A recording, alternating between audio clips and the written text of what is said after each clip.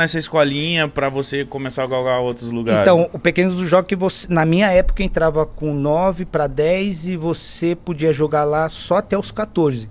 Porque depois, quando completa 14 anos, o seu Guimarães sempre achou que é a idade limite para você, quem tem talento... E procurar um clube, procurar um clube, né? Então, o prazo que ele dava era até 14 anos. E aí, quando eu completei 14 anos, foi quando eu saí do Pequeninos do Jockey. Foi a última excursão que eu fiz para a Europa com eles. E quando eu voltei, eu fiz um teste no Palestra de São Bernardo, na época, porque teve um diretor lá que me viu jogar no time do meu bairro e me levou para fazer uma avaliação. E eu passei na primeira e estava indo bastante tempo já lá nesse time. E aí quando eu tava... Mas não tava recebendo nada? Não tava. Ali era um parto para conseguir o dinheiro da condução para ir 3 vezes por semana, que os treinos eram 3 vezes por semana. Ai, e aí eu jogando lá já tinha umas 3 semanas, 14 para 15. Foi quando aconteceu uma fatalidade em casa, na minha família, né? Foi quando eu perdi a minha irmã mais velha, braço direito da minha mãe, e a Rejane, né? E aí quando ela faleceu, nessa época eu tinha 14 para 15, saindo do Pequeninos e tentando um time de formação ali, que era o Palestra de São Bernardo. Foi bem nesse período que eu desisti, foi quando eu desisti de querer jogar. Foi quando a minha irmã faleceu e eu cheguei na minha mãe, porque ela era o braço direito, ela que trazia sustento dentro de casa, éramos em 5. E eu falei para minha mãe que eu já estava indo já 3 semanas e os caras não me federavam, não tinha... Ela era a Rejane que dava o dinheiro da condução. E aí quando a gente perdeu ela, eu falei para minha mãe, eu não quero mais, eu vou parar, eu vou trabalhar, porque eu não tinha nem a presença do meu pai mais. Meu pai já tinha saído uns meses atrás de casa, aí a minha mãe trabalhando em 2 empregos e o falecimento da minha irmã, e aí eu fui procurar emprego. Aí eu fiquei uns 6 meses sem jogar, e eu já tinha um emprego, pô. Eu jogava de fim de semana num time no Beira Rio, que era o time do meu bairro, que o diretor era o Sabesp. Na época ele me levava, me dava 50 conto por jogo, ele até me pagava um dinheirinho, me pegava em casa, me levava a jogar, me dava 50 conto, e esse dinheiro ajudava no sustento de casa. Eu era office boy, pô. Office boy. Tava felizão. Ficava batendo 15 perna? anos, 15, 14. Eu tava jovem aprendiz, já para assinar a carteira. Fiquei 3 meses jovem aprendiz. Depois de 3 meses, assinaram minha carteira de office boy. E aí eu comecei a trabalhar, pô. Eu falei para minha mãe que não queria jogar mais. Tô decidido a trabalhar, quero ajudar a senhora aqui. Vejo o sacrifício da senhora tendo que trabalhar em 2 empregos, e fui trabalhar. E aí foi quando eu, já 6 meses de trampo ali, carteira assinada, já tinha o meu ticket de refeição, vale transporte, estava felizão, tirava um dinheirinho para comprar uma calça, um tênis, para ir bem vestido pelo menos para a escola, e o resto eu dava para minha mãe. O resto que eu falo não era muito, negava, acho que na época 2 salários mínimos, né, mais ticket de refeição e vale transporte, pô, tava felizão. Então, tava bem, eu tava felizão, tava top. E aí, do nada, a minha mãe apareceu em casa falando que fez a minha ficha, o meu cadastro, né, a ficha na Portuguesa, na peneira que ia ter na Portuguesa e na peneira que ia ter no Corinthians. Zica, que da hora, mesmo assim ela não desistiu do sonho. Ela sabia que no fundo ele queria. Vocês não sabem, ela fez isso, e aí eu questionei ela, eu falei, mãe, você tá louca, eu tô feliz aqui no meu trabalho. Eu não vou, 2 salários mínimos?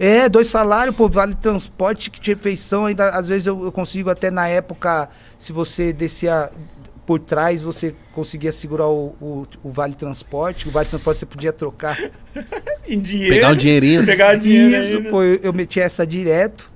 E aí ela falou, eu falei, não, tá louco, eu não vou não, pô, tô legal aqui no meu trabalho, tô felizão, e eu tô até com moral na escola. O pessoal fala, pô, você tá trabalhando, tá com tênis novo? Eu falo, tá trabalhando do quê? Office boy na quebrada na época era bem visto. Porque ganhava um dinheirinho, comprava sua calça ali, Zump na época. É que vocês são novos, vocês não Mas eu tô ligado, minha mãe fala da Zump. Zump era embaçado, tinha uma jeans. Zumpzinha, conseguia um Adidas de couro ali, ou às vezes um quichutinho pra jogar, para bater uma bola. Então eu conseguia, com meu saláriozinho, comprar pelo menos um tênisinho. Então eu tava feliz, pô. Ia pra escola já bem vestido. E aí, quando ela veio com essa, fiz a sua inscrição na Portuguesa. Daqui 2 meses a gente vai lá fazer a peneira. Aí eu falei, mãe, eu não vou não. Eu não vou porque eu tô trabalhando. E a senhora também, como é que a senhora vai me levar? Porque ela que sempre me levou, né? Aí ela falou, não tem problema não. Vou pedir dispensa pro meu patrão e peço pro teu também, que eu já conheço ele. Aí ela pediu dispensa e o patrão me dispensou, eu torcendo pra ele não me dispensar, né? Sério, mano? Mano? Na semana eu até falei pra ele, eu acho que, se eu não me engano, o nome dele era Seu Edivaldo. Falei, Seu Edivaldo, minha mãe vai chegar aí e ela vai falar de liberar pra fazer a peneira aí num clube. Fala pra ela que durante a semana a gente vai ter bastante serviço aqui, eu vou ter que entregar bastante carta, vou ter que ir no banco. Eu não tô afim de ir, não. Eu falei isso pra ele, pô. Só que aí eu não sei qual foi a artimanha dela que ela falou com ele e aí ele acabou Talvez me liberando. Ela sabia que você ia conversar com ele. Pode ser. Aí ele acabou me liberando. Aí quando ele me liberou, eu falei, agora não tem jeito, vou ter que ir. E aí foi quando eu fui. Aí... E aí, mas você chegou lá pra fazer um teste? Ou... Não era nem teste, não. Era peneira, Era né? peneira, mano. Quanto... Teste é indicação. Alguém te indica, você vai e faz teste no time da tua categoria, da tua idade. Peneira, você faz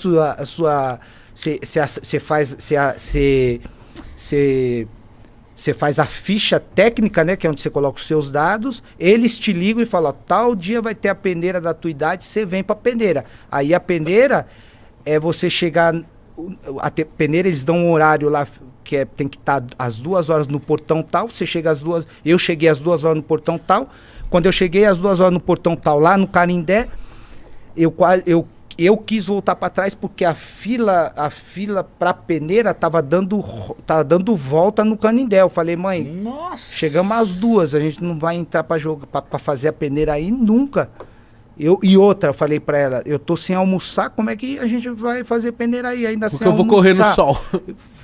A bichinha abriu a bolsa dela e falou, não, a questão de comida não é o problema, não. Eu fiz um pão com mortandela, te trouxe um teu pãozinho com mortandela. Ah, sua mãe é muito foda. Me deu pão com mortandela, comi o pão com mortandela, desenrolou um suco lá.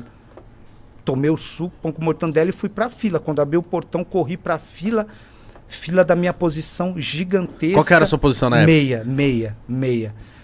Eu lembro que as 2 filas maiores era meia e atacante. Então, sempre é. Sempre é. Ninguém quer ser zagueiro lateral, não, volante ou goleiro. Aí quando eu vi essas 2 filas que eram as maiores, e aí minha mãe me deu pão com mortandela, eu falei, não, então a gente vai ter que fazer essa peneira aí. Aí eu fui pra fila, quando eu cheguei na fila, a fila da minha posição gigantesca. Aí eu comecei a olhar para as filas menores. Eu falei, mano, vou entrar em alguma dessas filas menores. As filas era quem eram os primeiros, lateral, esquerdo, direito, entrava pro campo, dividia os times e ia jogando. Então a fila era por posição. Aí eu comecei a olhar para as filas, a fila menor era goleiro. Aí eu olhei pros 3, 4 meninos goleiros lá, eu falei, mano, os moleques gigantes. Eu tenho até medo de quando eu jogo bola 3 dentro, 3 fora, quando a gente jogava na rua, os caras soltavam a bica, eu tinha medo de pegar, pro goleiro não dá pra mim. Vou na lateral direita, que era menorzinha. Aí eu falei, putz, lateral direito, mano. Pé invertido. Pézão direito eu só uso pra subir no busão, só no ônibus. Pra chutar eu só uso a esquerda, direito não vai dar certo. Fui pra zagueiro, zagueiro central, posição dos 2 zagueiros, zagueiro com pé canhoto com o pé destro, mano, os moleques gigantes, tudo fortão, falei, mano, não vai dar pra mim não, volante forte também. Aí eu olhei pra outra, pra posição seguinte, lateral esquerdo, eu falei, mano, lateral esquerdo, a fila tá pequena, eu sou canhoto, vou na lateral, e fui entrar 7 horas da noite pra fazer a peneira, na lateral, eu fui assim mesmo, cheguei lá pra jogar, treinador acho que já estava bem cansado, né? Desde meio-dia lá. Quando eu entrei para jogar, deu 10 minutos, ele apitou. Todo mundo correndo atrás da bola, porque você não guarda a posição, você quer fazer gol, você quer dar uma assistência. Você quer se aparecer. Você quer se aparecer. Então, para aparecer, você tem que correr atrás da bola. Lembro que nem na bola eu quase toquei. Terminou, ele juntou a molecada, que éramos os últimos, e falou, ó, de vocês que jogaram aqui, o único que foi aprovado foi você. Aí apontou assim na minha direção, né? Eu até levantei o braço. Aí ele fez assim, não é você não, é o menino aí do lado. Era o menino do meu lado, apontou qual o teu nome, pegou o nome, idade, pá. Não, você vem daqui 2 meses, daqui uma semana, a seletiva vai estar menor, você vai passar para a próxima fase de avaliação. Os demais, infelizmente não deu certo, continua estudando, tenta outra coisa ou volta o ano que vem. E você tava nesse bolo? Tava no bolo.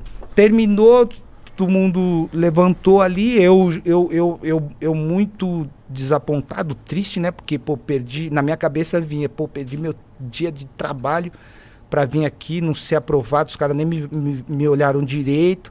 E tô indo em direção da minha mãe pra gente ir pra Marginal, pegar o ônibus pra ir pro metrô, do metrô pra casa. Aí eu tô triste falando com ela e quando eu fui falar pra ela, mãe, tá vendo? Eu falei pra senhora que não era pra gente vir, eu já tinha falado. O cara nem me viu, eu conversando com ela, eu olho pro lado e ela já não tá mais do meu lado. Aí eu procuro ela, olho pra trás, tá ela e mais 2 mães de longe, assim, eu escutei elas questionando o treinador. Poxa, a gente faltou no nosso trabalho, meu filho até trabalha, pedi dispensa para chegar aqui, vocês darem 10 minutos. Isso não é justo,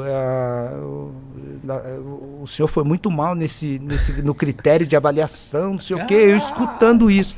E aí ela parou de falar, eu de longe eu vi que ele estava anotando na prancheta dele lá. Aí ela veio na minha direção pra gente ir pro ponto, eu falei, mãe, que a senhora foi falar com o treinador? Falei, não é justo, poxa, a gente tá aqui desde do meio-dia, abriram o portão, ficamos nessa fila aí, deram 10 minutos pra você, não sei o que, eu fui falar isso pra ele, mas ele anotou o teu nome, quarta-feira você vai voltar. Olha, mano. Foi, mano. Quarta-feira você vai voltar e a seletiva vai ser menor, você vai ter mais tempo pra eles te avaliarem e eu vou falar de novo com o seu patrão. Olha. Aí foi assim, mano. E aí ela falou de novo com o meu patrão, ele me liberou e eu fui de novo. Lateral esquerdo de novo. Aí eu fui como meia porque já tinha menos garotos, sim, né? Não era aquela quantidade enorme, já era menos, né? Já era mais uma seletiva. Então eu consegui fazer a avaliação na minha posição e aí a partir daí eu fui voltando todas as quartas-feiras. E aí, para voltar todas as quartas-feiras, eu não tinha o dinheiro para voltar todas as quartas-feiras. Eu lembro que em uma quarta-feira a minha mãe tirava o dinheiro da mistura, que a mistura era um ovo, às vezes a sardinha. Quando ela tirava na quarta-feira o dia da mistura, ela pedia emprestado na outra. Mas eu não deixei de ir em nenhuma das quartas. Ela sempre conseguiu buscar o recurso que não tinha dentro de casa. Então eu costumo dizer que a minha mãe, ela mesmo sem ela saber, ela foi uma empreendedora dentro de casa. Ela investiu em uma empresa que para muitos não tinha futuro. Ou para muitos uma empresa que ninguém tinha a garantia que ia dar certo, nem ela. Mas ela investiu o que ela tinha, o mínimo que ela tinha. E o mínimo era a mistura ou um dinheiro emprestado. E quando eu falo dela, eu sempre falo que mesmo que no processo da nossa caminhada, sempre vai acontecer situações que vão fazer a gente desanimar, retroceder ou fazer o que eu fiz. Enterrar o meu sonho.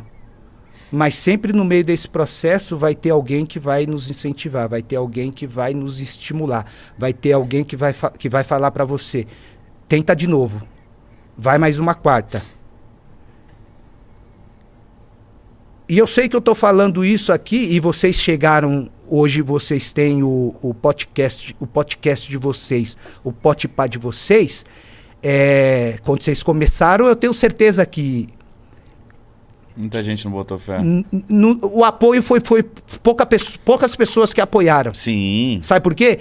Porque todo começo de um projeto que vem a ser lançado, todo projeto precisa de um investimento. Eu sei que no começo não tinha investimento. Vocês tiveram que se virar nos 30 para chegar aqui hoje. Mas vocês chegam aqui hoje estourando, mas ninguém sabe O corre por O trás. corre por trás.